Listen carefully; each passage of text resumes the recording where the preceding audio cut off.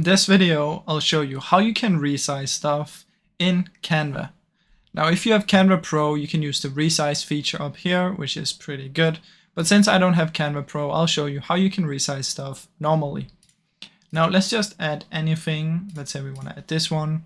What you can do is you can easily click on this and you can resize this way, and you can do it in this direction.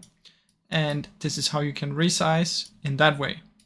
Now, another thing you can do is you can go in here and you'll be able to see the different shapes that you can use if you're using these. And this also works with the text. So you can resize text by coming up here and changing this. As you can see, text will be much bigger. You can resize like this, like that, and like this. So that is an easy way that you can resize.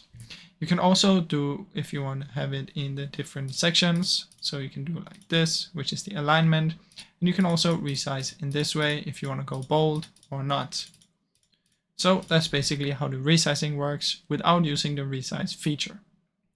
If you want to resize your plate here, what you want to do is you need to create a new one. So if you go to Canva, create a new one, and then you can choose a custom one where you can type in the length and the height that you want. So that's basically how it works, guys. Now, I really hope you enjoyed this short video.